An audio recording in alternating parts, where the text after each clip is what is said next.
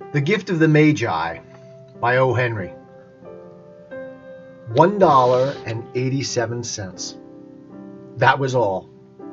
She had put it aside, 1 cent and then another in her careful buying of meat and other food. Della counted it 3 times. $1.87. And the next day would be Christmas. There was nothing to do but fall on the bed and cry. So Della did it. While the lady of the home is slowly growing quieter, we can look at the home. Furnished rooms at a cost of $8 a week. There's little more to say about it. In the hall below there was a letter box, too small to hold a letter. There was an electric bell, but it could not make a sound. Also, there was a name beside the door, Mr. James Dillingham Young. When the name was placed there, Mr. James Dillingham Young was being paid $30 a week. Now, when he was being paid only $20 a week, the name seemed too long and important. It should perhaps have been Mr. James D. Young. But when Mr. James Dillingham Young entered the furnished rooms, his name became very short indeed. Mrs. James Dillingham Young put her arms warmly about him and called him Jim. You've already met her. She is Della. Della finished her crying and cleaned the marks of it from her face. She stood by the window and looked out with no interest. Tomorrow would be Christmas Day, and she had only $1.87 with which to buy Jim a gift. She had put aside as much as she could for months, with this result. $20 a week is not much. Everything had cost more than she had expected. It always happened like that. Only $1.87 to buy a gift for Jim. Her Jim. She had had many happy hours planning something nice for him, something nearly good enough, something almost worth the honor of belonging to Jim. There was a looking glass between the windows of the room. Perhaps you have seen the kind of looking glass that is placed in $8 furnished rooms. It was very narrow. A person could only see a little of himself at a time. However, if he was very thin and moved very quickly, he might be able to get a good view of himself. Della, being quite thin, had mastered this art. Suddenly, she turned from the window and stood before the glass. Her eyes were shining brightly, but her face had lost its color.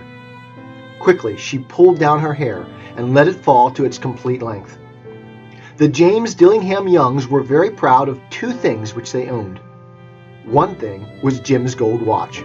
It had once belonged to his father, and, long ago, it had belonged to his father's father. The other thing was Della's hair. If a queen had lived in the rooms near theirs, Della would have washed and dried her hair where the queen could see it. Della knew her hair was more beautiful than any queen's jewels and gifts. If a king had lived in the same house with all his riches, Jim would have looked at his watch every time they met. Jim knew that no king had anything so valuable. So now Della's beautiful hair fell about her, shining like a falling stream of brown water. It reached below her knees. It almost made itself into a dress for her. And then she put it up on her head again, nervously and quickly. Once she stopped for a moment and stood still, while a tear or 2 ran down her face. She put on her old brown coat. She put on her old brown hat. With the bright light still in her eyes, she moved quickly out the door and down the street. Where she stopped, the sign said, Mrs. Sofroni, hair articles of all kinds. Up to the 2nd floor Della ran, and stopped to get her breath. Mrs. Sofroni, large, too white, cold-eyed, looked at her. Will you buy my hair? Asked Della. I buy hair, said Mrs. Sofroni. Take your hat off and let me look at it. Down fell the brown waterfall. $20, said Mrs. Sofroni, lifting the hair to feel its weight. Give it to me quick, said Della. Oh, and the next 2 hours seemed to fly. She was going from one shop to another to find a gift for Jim. She found it at last. It surely had been made for Jim and no one else. There was no other like it in any of the shops, and she had looked in every shop in the city. It was a gold watch chain, very simply made. Its value was in its rich and pure material. Because it was so plain and simple, you knew that it was valuable. All good things are like this. It was good enough for the watch. As soon as she saw it, she knew that Jim must have it. It was like him, quietness and value.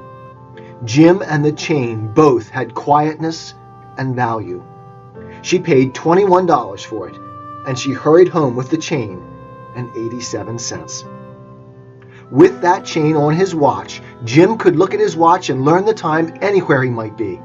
Though the watch was so fine, it had never had a fine chain. He sometimes took it out and looked at it only when no one could see him do it. When Della arrived home, her mind quieted a little. She began to think more reasonably. She started to try to cover the sad marks of what she had done. Love and large-hearted giving, when added together, can leave deep marks. It is never easy to cover those marks, dear friends. Never easy. Within 40 minutes, her head looked a little better. With her short hair, she looked wonderfully like a schoolboy. She stood at the looking-glass for a long time. "If Jim doesn't kill me," she said to herself, "before he looks at me a second time, he'll say I look like a girl who sings and dances for money. But what could I do? Oh, what could I do with $1.87? At 7, Jim's dinner was ready for him. Jim was never late. Della held the watch chain in her hand and sat near the door where he always entered. Then she heard his steps in the hall and her face lost color for a moment. She often said little prayers quietly about simple everyday things, and now she said, "Please, God, make him think I'm still pretty." The door opened, and Jim stepped in. He looked very thin, and he was not smiling. Poor fellow, he was only 22, with a family to take care of. He needed a new coat, and he had nothing to cover his cold hands. Jim stopped inside the door. He was as quiet as a hunting dog when it is near a bird. His eyes looked strangely at Della, and there was an expression in them that she could not understand. It filled her with fear. It was not anger, nor surprise, nor anything she had been ready for. He simply looked at her with that strange expression on his face. Della went to him. "Jim, dear," she cried, "don't look at me like that. I had my hair cut off and sold it. I couldn't live through Christmas without giving you a gift. My hair will grow again. You won't care, will you? My hair grows very fast. It's Christmas, Jim. Let's be happy. You don't know what a beautiful, nice gift I got for you." "You've cut off your hair?" asked Jim slowly. He seemed to labor to understand what had happened. He seemed not to feel sure he knew. "Cut it off and sold it," said Della. "Don't you like me now? I'm me, Jim. I'm the same without my hair." Jim looked round the room. "You say your hair is gone?" he said. "You don't have to look for it," said Della. "It's sold, I tell you, sold and gone, too. It's the night before Christmas, boy. Be good to me, because I sold it for you. Maybe the hairs of my head should be counted," she said. "But no one could ever count my love for you. Shall we eat dinner, Jim?" Jim put his arms around his Della. For 10 seconds, let us look in another direction. $8 a week, or $1 million a year. How different are they? Someone may give you an answer, but it will be wrong. The Magi brought valuable gifts, but that was not among them. My meaning will be explained soon. From inside the coat, Jim took something tied in paper. He threw it upon the table.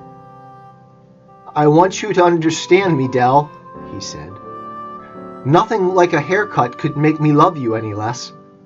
But if you'll open that, you may know what I felt when I came in." White fingers pulled off the paper. and then a cry of joy, and then a change to tears. For there lay the combs that Della had seen in a shop window and loved for a long time.